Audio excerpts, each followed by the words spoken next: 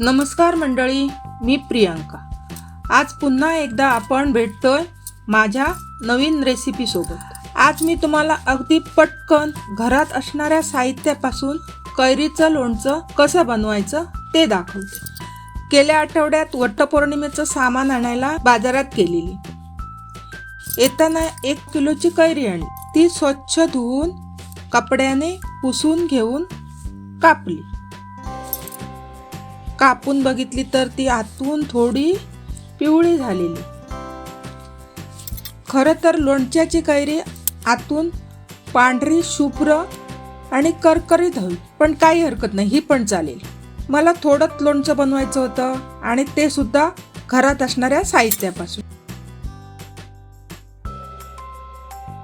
मी कैरी कापून छोटे तुकडे करून घेतले।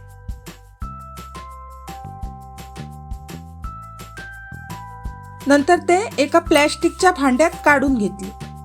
त्यात थोडं मीठ घालून सगळ्या फोडींना मीठ व्यवस्थित लावून घेतले।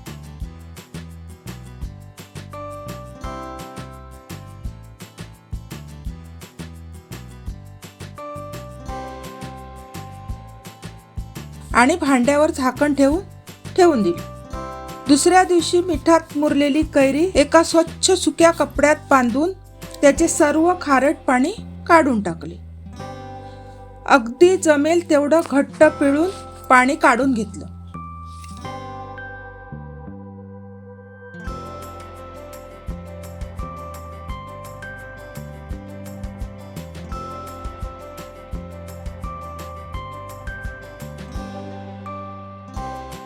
कढईत 1 चमचाभर तेल गरम करून त्यात 1 चमचा मेथी भाजून घेत।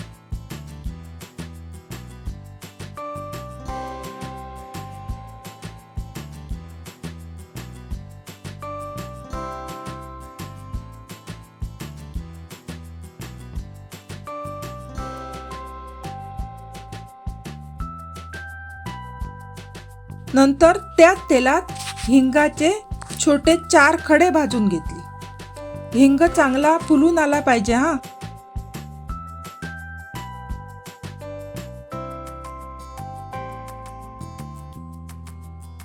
मग मेथी आणि हिंगाची खलबत्त्यात घालून बारीक पूड करून घेतली।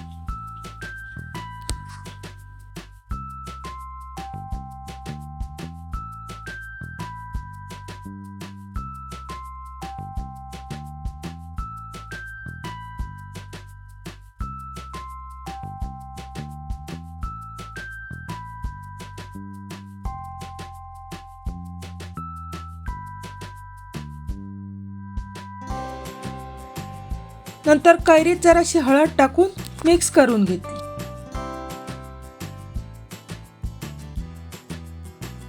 मग परत तवा गरम करून मीठ गरम करून घेतलं।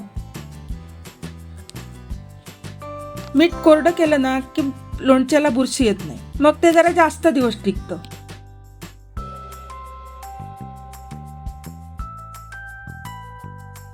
मग ते मीठ टाकून मिक्स करून घेतलं। मीठ 1च चमचा घेतलं, कारण कैरीला मी जास्त मीठ लावलेलं।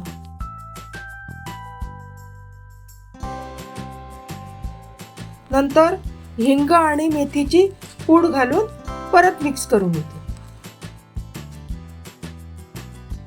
1.5 चमचा मिरची पावडर घालून मिक्स करून घेतलं।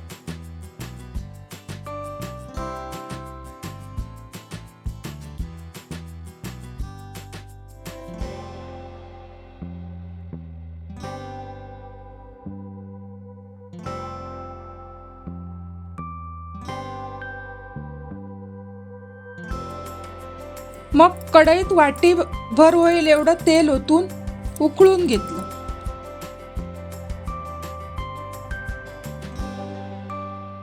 मग त्यात 2 चमचे मोहरी घालून छान वास येईपर्यंत तेलात ठेवली।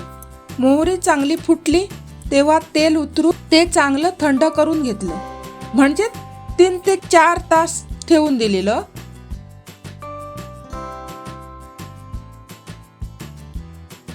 त्यानंतर ते तेल त्या फोडींवर ओतून घेत। आणि छान मिक्स करून घेतलं.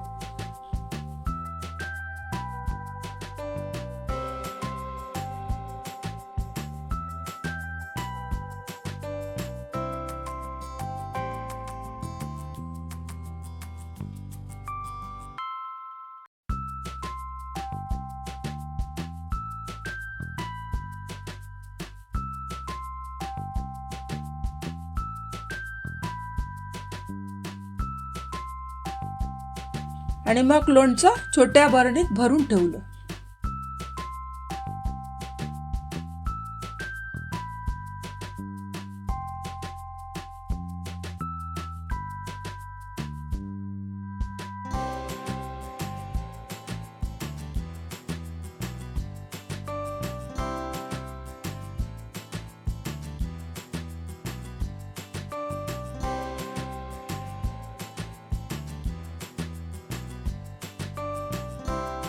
आज 10 दिवसांनी बरणी उघडली.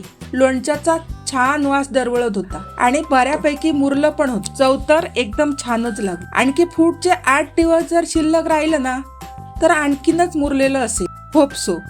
बघूया राहिलं तर अशा तऱ्हेने लोणचं तयार झालेलं आहे. एक कैरी आणा आणि बघा असं लोणचं बनवून. आणि हो, ही लोणच्याची रेसिपी कशी वाटली ती नक्की कमेंट करून सांगा. आवडलं तर लाईक करा आणि माझ्या चॅनलवर नवीन असाल तर माझ्या चॅनलला सबस्क्राईब करा. भेटू पुन्हा.